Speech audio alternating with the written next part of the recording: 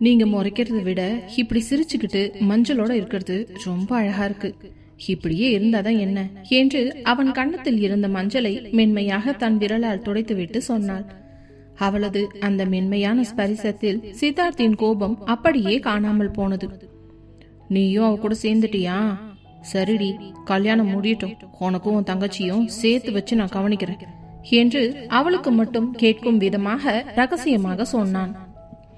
அதற்கு பிறகு அந்த நலங்கு வைபவம் ஒரு சம்பிரதாயமாகவும், மறுபக்கம் இந்த 4 பேரின் லூட்டிகளாலும் அந்த வீடே களை கட்டி போனது.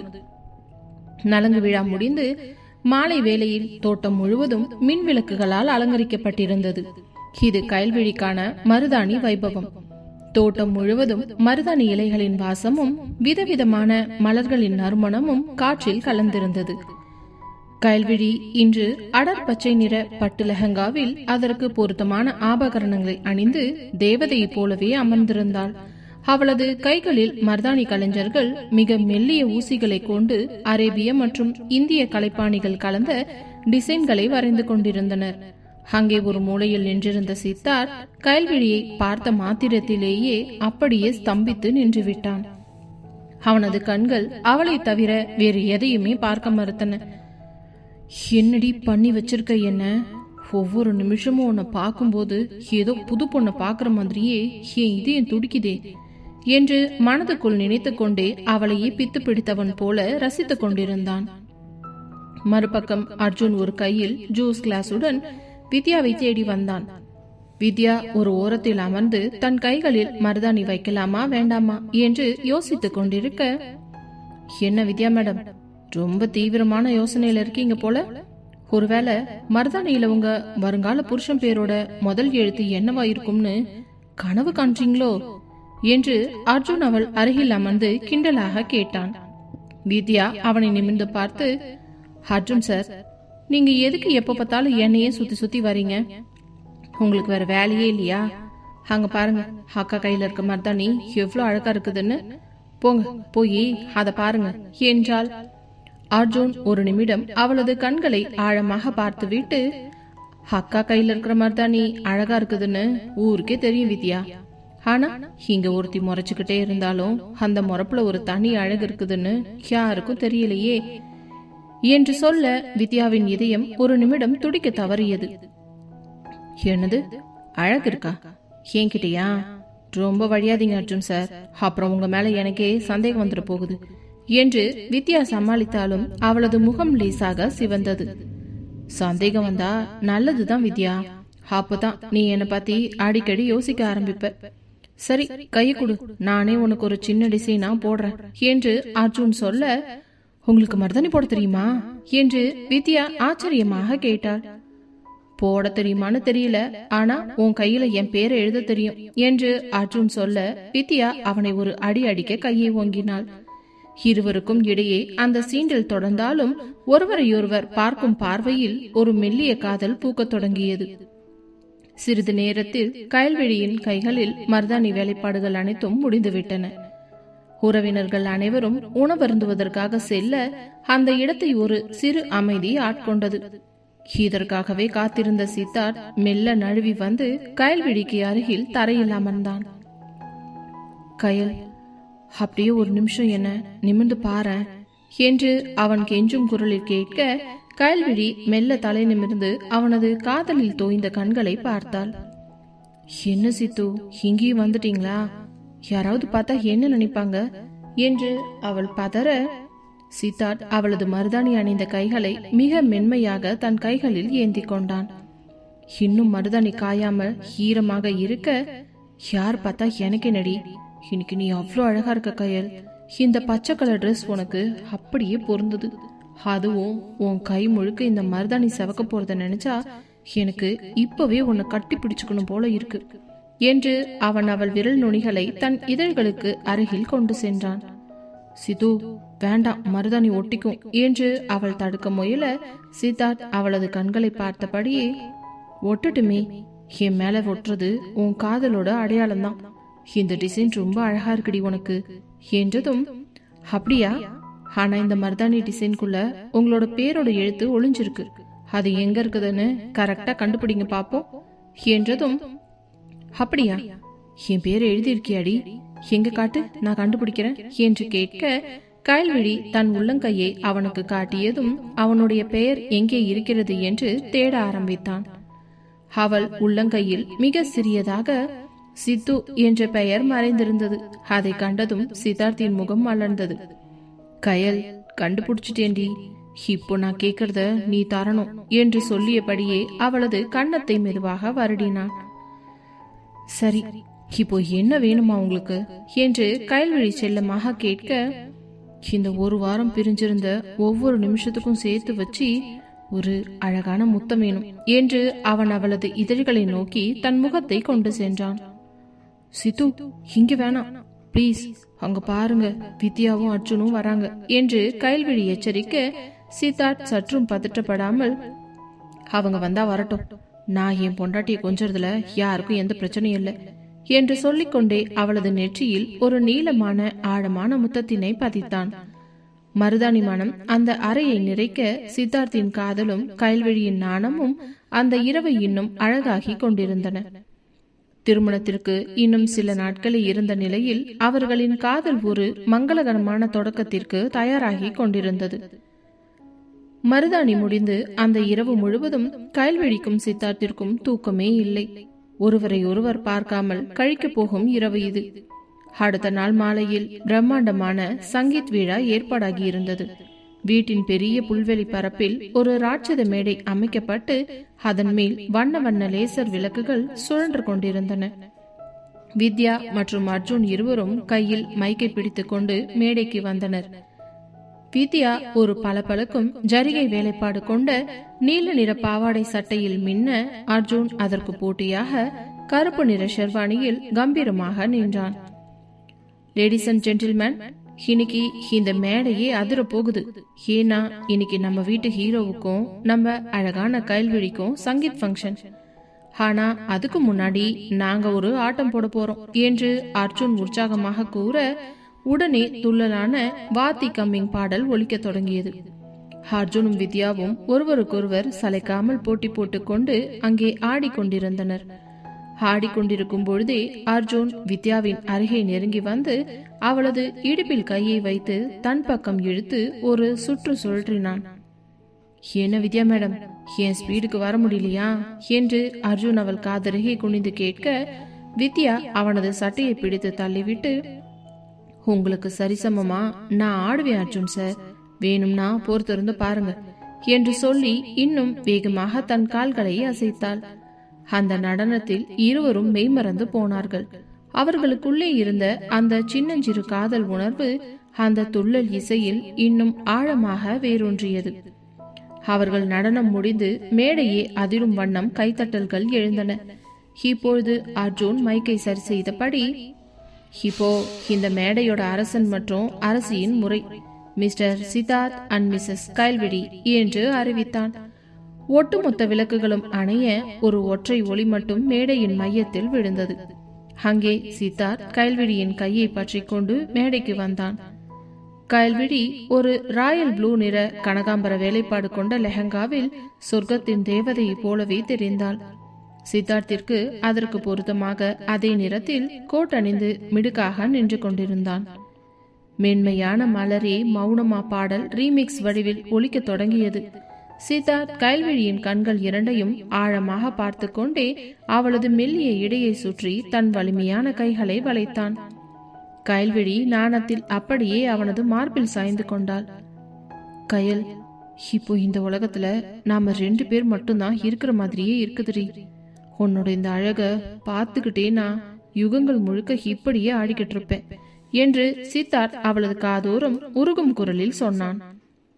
சித்து, மெதுவா, எல்லாரும் பார்த்துக்கிட்டு இருக்காங்க என்று கயல்விழி முணுமுணுத்தாள்.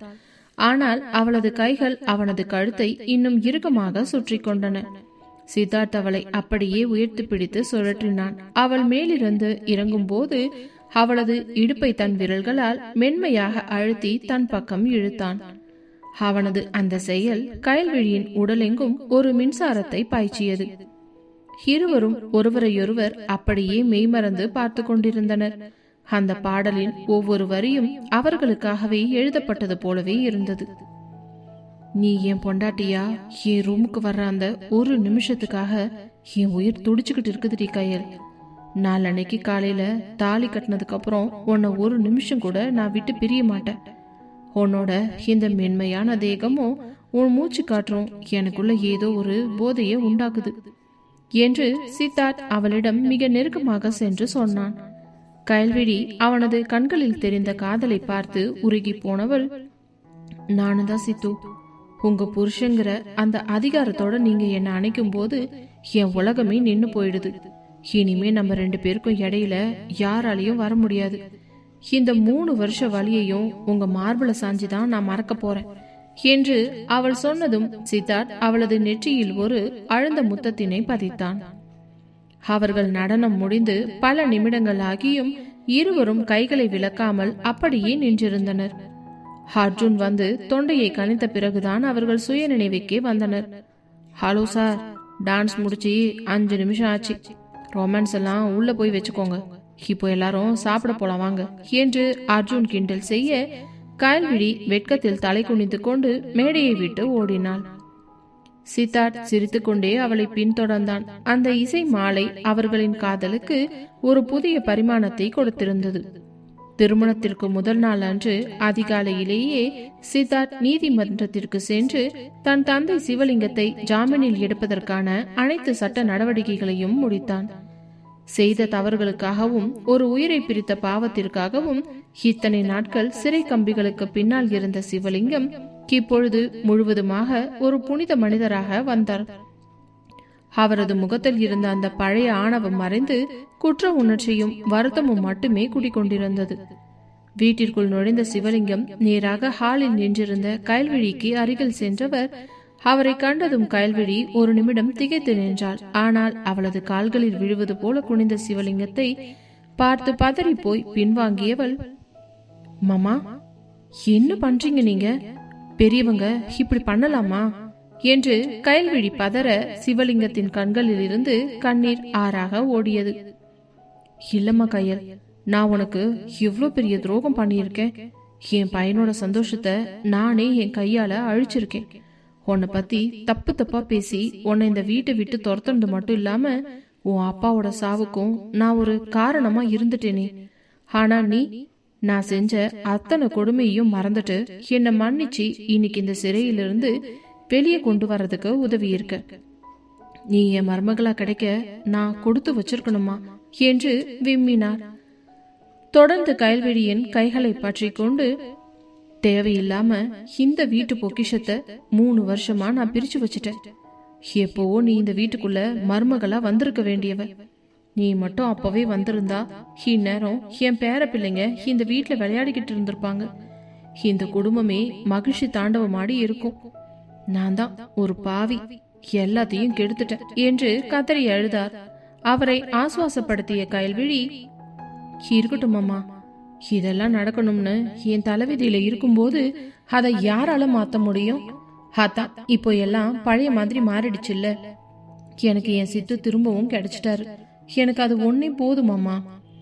இந்த வாழ்க்கையில எனக்கு வேற எதுவுமே தேவையில்லை. இனி எங்க 2 பேருக்கும் இடையில எந்த சூழ்ச்சியும் வராம நாங்க சந்தோஷமா வாழணும். அதுக்கு நீங்க மனசார எங்களை ஆசீர்வாதம் பண்ணுங்க மாமா என்றவள் சித்தார்த்தை பார்க்க சித்தார்த் தன் தந்தையின் தோளை தட்டினான். விடுங்கப்பா, கடந்த காலத்தை பத்தி பேசி இனி பிரயோஜனம் இல்லை. கயல் சொன்ன மாதிரி நாம் எல்லாரும் இனி ஒரே குடும்பமா சந்தோஷமா இருப்போம் என்று சொல்ல சித்தார்த்தும் கயல்விழியும் இணைந்து சிவலிங்கம் மற்றும் ராஜேஸ்வரியின் கால்களில் விழுந்து ஆசீர்வாதம் வாங்கி கொண்டனர். சிறிது நேரம் கழித்து எல்லோரும் மண்டபத்திற்கு புறப்பட தயாராகி கொண்டிருந்த வேளையில் சித்தார்த் மெதுவாக கயல்விழியை தனியாக அழைத்துச் சென்றான். என்ன சித்து, இப்போ எதுக்கு நீங்க கூட்டிட்டு வந்தீங்க? அங்க எல்லாரும் கிளம்பிக்கிட்டு இருக்காங்க என்று கயல்விழி சொல்ல சித்தார்த் அவளை சூரோடு சாய்த்து அணைத்து கொண்டவன், நாளைக்கு காலையில நீ எனக்கு முழுசா சொந்தமாக போற. ஆனா இந்த இடையில இருக்கிற கேப் இருக்கே, அதுதான் என்ன ரொம்ப சித்திரவதை பண்ணுதுடி. இன்னைக்கு நீ இந்த ட்ரெஸ்ல தேவதை மாதிரி இருக்க என்று அவளது நெற்றியில் முத்தமிட்டான். அப்போது அங்கே வந்த அர்ஜுனும் வித்யாவும், ஹலோ, என்ன ரகசிய கூட்டம் இங்க நடக்குதா? சித்து சார், ரிசப்ஷனுக்கு டைம் ஆச்சு, சீக்கிரமா வந்து வண்டியில ஏறுங்க என்று அர்ஜுன் கத்த, வித்யாவோ, அக்கா நீ மட்டும் இவர்கிட்ட மாட்டிக்கிட்டு இங்கேயே நின்னா அப்புறம் மண்டபத்துல எல்லாரும் மாப்பிள்ளையும் பொண்ணு இல்லாம தான் உட்கார்ந்துட்டு இருக்கணும். சீக்கிரமா வா என்று கயல்விழியை இழுத்து கொண்டு போனாள். மண்டபத்திற்கு புறப்படும் முன் கயல்விழி தன் தாயை பார்க்க சென்றாள். கயல்விழியின் அம்மா இப்பொழுது ஓரளவு தேறியிருந்தார். சுயமாக எழுந்து உட்கார முடிகிறது என்றாலும் இன்னும் கால்கள் வலுப்பெறாததால் அவர் வீல் சேரில் தான் இருந்தார். கயல்விழி அவர் காலடியில் அமர்ந்து கையை பற்றி கொண்டவள், அம்மா, நான் ஒரு புது வாழ்க்கையை தொடங்க போறேன். ஆனா எனக்கு ரொம்ப பயமா இருக்குதுமா என்றாள். அவர் கயல்விழியின் தலையை வருடி, பயப்படாதம்மா, சித்தார்த் மாதிரி ஒரு தங்கம் உனக்கு கிடைச்சது உன் புண்ணியம். ஒரு நல்ல மனைவிங்கிறவ குடும்பத்தை ஒன்னா இணைக்கிற கண்ணியா இருக்கணும். புகுந்த வீட்டுல யாராவது சின்னதா ஏதாவது சொன்னாலும் அதை பெருசு பண்ணாத. உன் அன்பால எல்லாரையும் கட்டி போடு. சித்தார்த்த ஒரு நிமிஷம் கூட கஷ்டப்படுத்தாதம்மா. போயிட்டு வா, என் ஆசீர்வாதம் உனக்கு எப்பவும் உண்டு என்று நெகிழ்ச்சியாக பேசினார். அப்பொழுது ராஜேஸ்வரி வந்து, வாங்கம்மா, நேரமாச்சி, நாம எல்லாரும் மண்டபத்துக்கு கிளம்பலாம். வித்யா, அர்ஜுன், கார் எல்லாம் ரெடியானு பாருங்க என்று சொல்ல அந்த பெரிய குடும்பமே மகிழ்ச்சி வெள்ளவத்தில் மண்டபத்தை நோக்கி புறப்பட்டது. கார்கள் வரிசையாக செல்ல கயல்விழியின் மனதுக்குள் இனி வரப்போகும் அந்த பொன்னான எதிர்காலத்தை பற்றிய கனவுகள் அலைமோதின. மாலை வேளையில் திருமண மண்டபமே ஒரு சொர்க்கபுரி போல ஜொலித்தது. மங்கள இசை ஒரு புறம் ஒலிக்க, நவீன ஒளி அமைப்புகளால் மண்டபமே வர்ணஜானங்களில் நனைந்திருந்தது. வரவேற்பு நிகழ்ச்சி தொடங்கும் நேரம் நெருங்க நெருங்க அனைவரும் ஆவலுடன் மணமக்களுக்காக காத்திருந்தனர். முதலில் மேடைக்கு வந்தது கயல்விழி. அவள் அணிந்திருந்த அந்த மெரூன் நிற வெல்வெட் வேலைப்பாடு கொண்ட லெஹங்கா அவளது பால் போன்ற நிறத்திற்கு இன்னும் கூடுதல் அழகை கொடுத்தது. அந்த லெஹங்கா முழுவதும் தங்க இடைகளாலான நுணுக்கமான பூ வேலைப்பாடுகள் மின்னின. கழுத்தில் வைரங்கள் பதிக்கப்பட்ட ஆரம், காதுகளில் கனமான ஜிமிக்கிகள், கைகளில் மர்தானி மணக்கும் கரங்களை அலங்கரித்த வளையல்கள் என அவள் ஒரு மகாராணி போலவே மேடையில் வந்து நின்றாள். அவளை தொடர்ந்து சித்தார்த் கருப்பு நிற நவீன கோட்சூட் அணிந்து கம்பீரமாக மேடை ஏறினான். மேடையில் கயல்விழியை பார்த்த மாத்திரத்தில் சித்தார்த் அப்படியே அதிர்ச்சியில் உறைந்து நின்றான். என்னடி பண்ணி வச்சிருக்க? ஒவ்வொரு முறை உன்னை பார்க்கும் போதும் என் இதயம் ஏன் இப்படி தாளம் தப்புது? இன்னைக்கு நீ என் பொண்டாட்டியா இல்ல ஏதோ கனவுல வர்ற தேவதை மாதிரியே இருக்கிறியே என்று அவனது கண்கள் அவளை விழுங்குவது போல பார்த்தன. கயல்விழி அவன் பார்வையை புரிந்து கொண்டு வெட்கத்தில் தலையை சாய்க்க, வந்திருந்த விருந்தினர்கள் அனைவரும், என்ன ஒரு பொருத்தமான ஜோடி, ஒருத்தருக்கு ஒருத்தர் எவ்வளவு அழகா இருக்காங்க பாருங்க என்று வியந்து போய் பேசினர். அதே சமயம் மேடைக்கு கீழே ஒரு விபரீதம் நடந்து கொண்டிருந்தது. அதுவரை சாதாரண பெண்ணாக பார்த்த வித்யாவை இன்று அர்ஜுனால் அடையாளம் காணவே முடியவில்லை. வித்யா ஒரு அழகான ஸ்கை ப்ளூ நிற லெஹங்காவில் மல்லிகை சரம் சூடி துள்ளும் நடையுடன் மேடைக்கு அருகில் வந்தாள். அவளது அந்த நிறமும் சிரிப்பும் அர்ஜுனை அப்படியே ஃப்ரீஸ் ஆக்கிவிட்டது. அர்ஜுன் தன் கையில் இருந்த தண்ணீர் கிளாஸை கீழே போட போனவன் அப்படியே சிலையாக நின்றான். டேய் அர்ஜுன், இது நம்ம வித்யாவா? இல்ல மேல இருந்து குதிச்ச மேனகையா? ஏண்டா உன் இதயம் இப்படி தண்டோரா போடுது என்று அவனுக்கே தெரியாமல் அவன் மனது அவளிடம் சரணடைந்தது. வித்யா அவன் அருகே வந்து, என்ன அர்ஜுன் சார் அப்படி நிக்கிறீங்க? என்ன பார்த்தா பேய பார்த்த மாதிரி இருக்கா என்று கிண்டலாக கேட்டாள். அர்ஜுன் ஒரு வழியாக சுதாரித்துக் கொண்டு, பேய் இல்ல வித்யா, ஆனா ஏதோ ஒரு மந்திரவாதி என் மனச கட்டி போட்ட மாதிரி இருக்கு. இன்னைக்கு நீ ரொம்ப ரொம்ப அழகா இருக்க வித்யா என்று உண்மையை சொல்ல வித்யாவுக்குள்ளும் ஒரு மெல்லிய மின்சாரம் பாய்ந்தது. அர்ஜுனுக்கு அவளிடம் தன் காதலை இப்பொழுதே சொல்லிவிடலாம் என்று தோன்றியது. ஆனால் அவள் இன்னும் படிச்சுக்கிட்டு இருக்கா, அவளோட கரியர் இப்போ முக்கியம், இப்பவே சொல்லி அவளை குழப்ப கூடாது என்று தன் காதலை தனக்குள்ளேயே பூட்டி வைத்தான். வரவேற்பு நிகழ்ச்சி இனிதே முடிந்து அனைவரும் களைப்பில் உறங்கச் சென்றனர். ஆனால் சித்தார்த்திற்கு தூக்கம் வருமா? கயல்விழி ராஜேஸ்வரியின் அறைக்கு செல்ல தயாரான போது சித்தார்த் அவளது கையை பற்றி கொண்டு யாருக்கும் தெரியாமல் மொட்டை மாடிக்கு இழுத்து சென்றான். நிலவொளி மட்டும் அங்கு படர்ந்திருந்த அந்த அமைதியான மொட்டை மாடியில் கயல்விழியை ஒரு தூணோடு சாய்த்து அணைத்து கொண்டான் சித்தார்த். சித்து, என்ன பண்றீங்க? யாராச்சும் வந்துட போறாங்க, விடுங்க என்று கயல்விழி படபடத்தாள். யாரும் வரமாட்டாங்க கயல், இன்னைக்குதான் நாம நிம்மதியா ஒருத்தர் பார்க்க முடிஞ்சது. இந்த நிலா வெளிச்சத்துல உன் முகம் இவ்வளோ அழகா இருக்கு தெரியுமா என்று அவளது கன்னத்தை செல்லமாக வருடினான். இன்னும் ஒரு சில மணி நேரம் தான் கயல். நாளைக்கு இதே நேரத்துல நீ முழுசா ஏன் ரூம்குள்ள இருப்ப. உனக்கும் எனக்கும் இடையில இந்த தூணோ இல்ல இந்த துணியோ கூட இருக்காது. நம்ம 2 பேரோட மூச்சு காற்று மட்டும்தான் அந்த அறையவே நிறைச்சிருக்கும் என்று அவன் அவளது கழுத்தோரம் குனிந்து ரகசியமாக சொன்னான். அவனது பேச்சில் இருந்த காதலும் அந்த ரகசிய தூண்டலும் கயல்விழியை அப்படியே நிலைகுலைய செய்தது. சித்து, என்ன பேசுறீங்க நீங்க? எனக்கு வெக்கமா இருக்கு என்று அவன் மார்பில் முகம் புதைத்து கொண்டாள். வெக்கப்படக்கூடாது கயல், நாளைக்கு நமக்கான முதலிரவு. இத்தனை வருஷ ஏக்கத்தையும் காதலையும் நான் உனக்கு காட்ட போறேன். என் மார்பில நீயும் ஓ மடியில நானும் உலகத்தையே மறந்த நாளைக்கு ஒருத்தருக்குள்ள ஒருத்தர் கரைய போறோம். உன்னை எப்படி ஆராதிக்க போறேன்னு எனக்கு மட்டும்தான் தெரியும் என்று அவன் அவளது இதழ்களை தன் கட்டை விரலால் வருடினான். கயல்விழி அவனது கண்களை ஆழமாக பார்த்தவள், நானும் அந்த ஒரு நிமிஷத்துக்காகத்தான் 3 வருஷமா காத்திருக்கேன் சித்து. உங்க அதிகாரத்துக்கு நான் என்னைக்குமே அடிமைதான். நாளைக்கு நம்ம வாழ்க்கைய புதுசா ஆரம்பிக்கிட்டோம் என்று சொல்லி அவனது கழுத்தை கட்டி அணைத்து கொண்டாள். அந்த நிலவொளியில் தென்றல் காற்று வீச இரு இதயங்களும் ஒரு புதிய வசந்த காலத்திற்கு தங்களை தயார்படுத்தி கொண்டன. அடுத்த நாள் விடியற் காலை 4 மணி. பிரம்ம முகூர்த்தம் தொடங்கும் வேளை. பனிமூட்டம் படிந்த அந்த விடியலில் மங்கள இசை கெட்டி மேளம் வாசிக்க தயாராக ஒட்டுமொத்த மண்டபமும் பன்னீர் வாசத்திலும் சந்தன நறுமணத்திலும் மிதந்து கொண்டிருந்தது. கயல்விழி அதிகாலை 7 எழுந்து மஞ்சள் தேய்த்து குளித்துவிட்டு தன்னை தயார் செய்து கொண்டிருந்தாள். இன்று அவள் கட்டியிருந்த அந்த முகூர்த்த பட்டு மெரூன் மற்றும் தங்க நிறம் கலந்த ஜரிகை வேலைப்பாடுகளுடன் அவள் மேனியில் ஒரு தெய்வீக கலையை கொடுத்தது. தலையில் அடர்த்தியான மல்லிகை பூச்சாரம், கழுத்து நிறைய பாரம்பரியமான தங்க நகைகள் என அவள் மணவரையில் வந்து அமர்ந்த போது அங்கிருந்தவர்களுக்கு பெண் பார்க்க வந்திருக்கிறோம் என்ற எண்ணமே போய் ஒரு தெய்வத்தையே நேரில் பார்ப்பது போன்ற பிரமிப்பு தான் ஏற்பட்டது. சித்தார்த் பட்டு வேட்டி சட்டையில் கம்பீரமாக வந்து கயல்விழிக்கு அருகில் அமர்ந்திருந்தான். அவன் கயல்விழியை பார்த்த மாத்திரத்தில் அப்படியே சொக்கி போய் நின்றான்.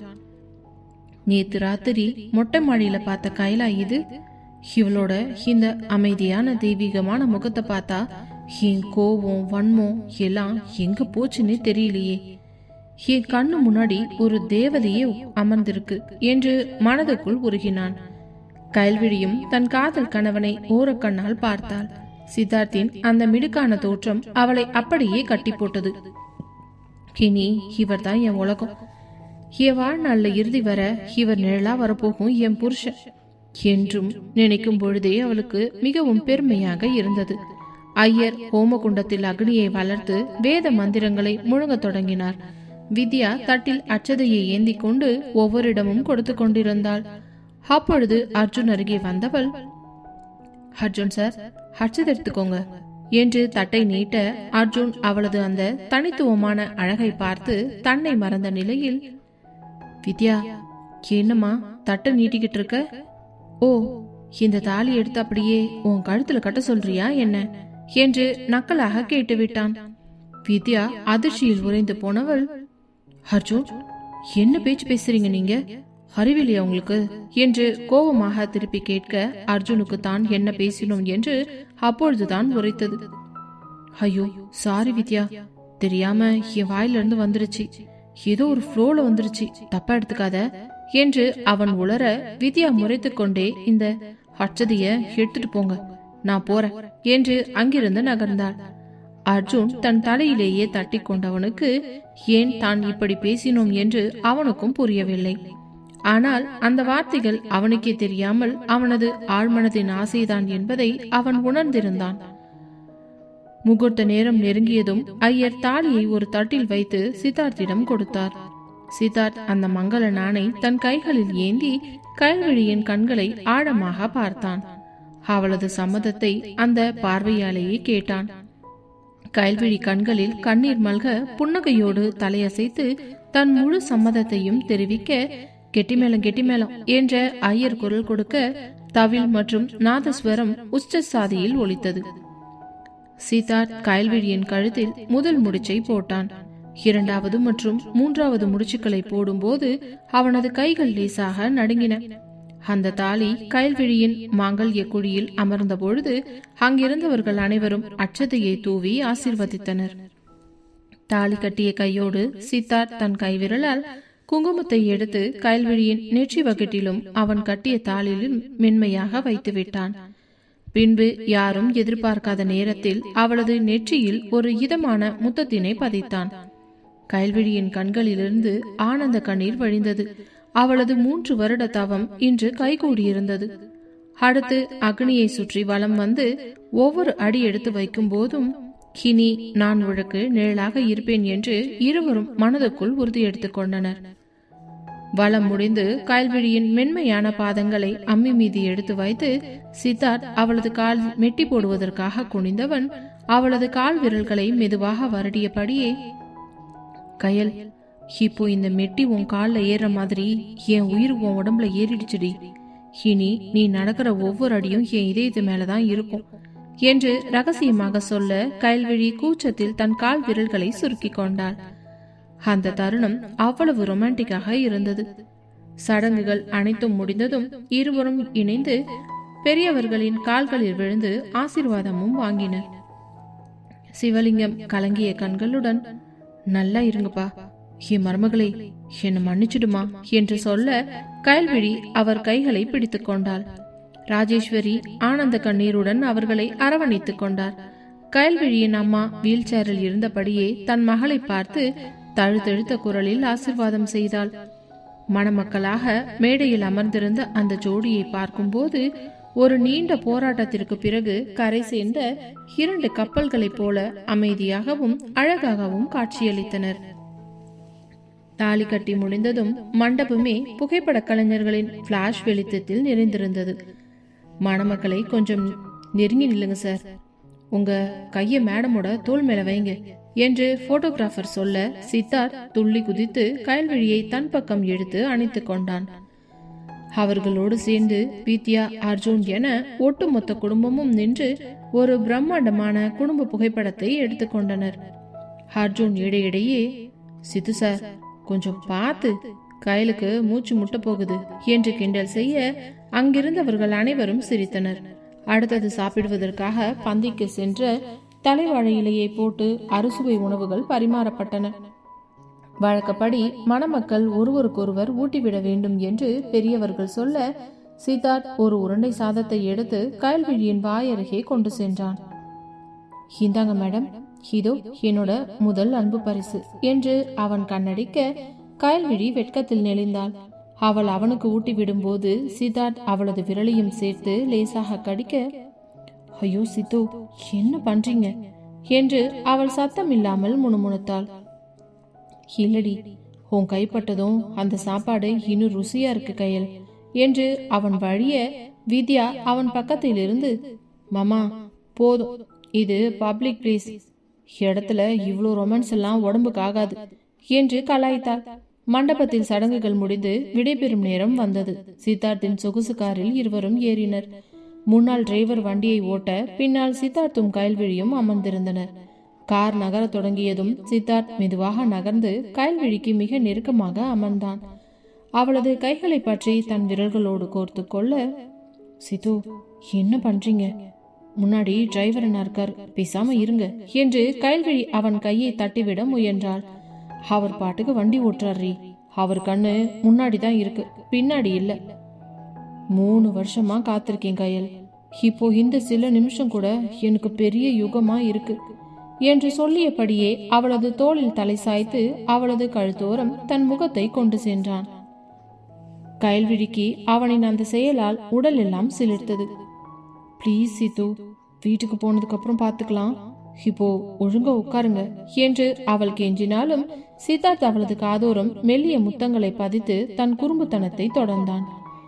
கார் ஒரு வழியாக வீட்டின் வாசலில் வந்து நின்றது.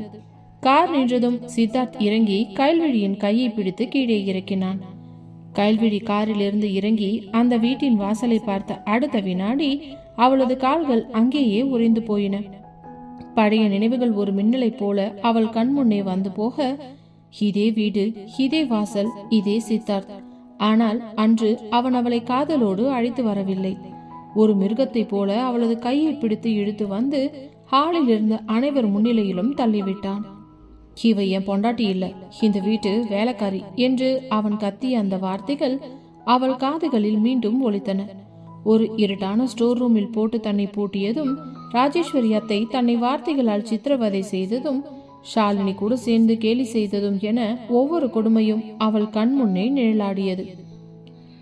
அவளையே அறியாமல் அவளது கண்களில் இருந்து ஒரு துளி கண்ணீர் கன்னத்தில் வழிய கயல்விழியின் முக மாற்றத்தையும் அவளது நடுக்கத்தையும் கண்ட சித்தார்த் அவள் எதை பற்றி நினைக்கிறாள் என்பதை துல்லியமாகவே புரிந்து கொண்டான். அவனது இதயத்தில் ஒரு பெரிய முள் குத்தியது போன்ற வலி ஏற்பட்டது. சட்டென்று அவளது கையை தன் இரு கைகளாலும் இறுக பற்றி கொண்டவன், கயல், அந்த பழைய சித்தார்த் செத்துட்டாண்டி. அன்னைக்கு நான் உனக்கு கொடுத்தது நரகமா இருக்கலாம், ஆனா இன்னையிலிருந்து இந்த வீடு உனக்கு சொர்க்கமா இருக்கும். அன்னைக்கு நான் உன் கையை பிடிச்சி இழுத்துட்டு வந்தப்போ என் மனசுல வன்மை இருந்துச்சு. ஆனா இப்போ உன் கையை பிடிச்சிருக்கிறது உன் மேல இருக்கிற அதீத காதலால மட்டும்தான். இனி உன் கண்ல இருந்து ஒரு சொட்டு கண்ணீர் வர்றது கூட நான் விட மாட்டேன். என்ன மன்னிச்சுடு கயல் என்று மிக உருக்கமாக ஆறுதலான குரலில் சொன்னான். கயல்விழி அவனை நிமிர்ந்து பார்த்து தன் கண்ணீரை துடித்துக் கொண்டாள். அவனது கண்களில் தெரிந்த அந்த உண்மையான வருத்தம் அவளது காயங்களுக்கு மருந்தாக அமைய புன்னகையோடு தலையசைத்தாள். பிறகு ராஜேஸ்வரி ஆரத்தி தட்டோடு வந்து அவர்கள் இருவருக்கும் திருஷ்டி கழித்தவர், வாங்கப்பா, என் மகராசி மருமகளை, மகாலட்சுமி மாதிரி உள்ளவா என்று வரவேற்று அழைத்து சென்றார். கயல்விழி சித்தார்த்தின் கையை இறுக்கமாக பிடித்துக்கொண்டு வலது காலை எடுத்து வைத்து உள்ளே நுழைந்தாள். நேராக பூஜை அறைக்கு சென்று விளக்கேற்றி சாமி கும்பிட்டு பூஜை முடிந்ததும் அவர்கள் இருவரையும் சோஃபாவில் அமர வைத்து பாலும் பழமும் கொடுத்தனர். வித்யா பக்கத்தில் வந்து, மாமா, பால்ல சக்கரை கம்மியா இருந்தா சொல்லுங்க, அக்கா கிட்ட கேளுங்க, அவங்க இனிப்ப முத்தத்துல கொட்டுவாங்க என்று கிண்டல் செய்ய, வித்யா, உனக்கு இன்னைக்கு வாய் ஜாஸ்தியா இருக்கு. நாளைக்கு நீ உன் புருஷன்கிட்ட மாட்டும் போது இதையெல்லாம் நான் அவர்கிட்ட சொல்லி தருவேன் என்று சித்தார்த் பதிலுக்கு கலாய்க்க அர்ஜுன் அங்கிருந்து நைசாக நழுவ பார்த்தான். வீடு முழுவதும் சிரிப்பொலியும் மகிழ்ச்சியும் மட்டுமே நிறைந்திருந்தது. 3 வருட போராட்டத்திற்கு பிறகு அந்த வீட்டில் உண்மையான அமைதி குடிகொண்டிருந்தது.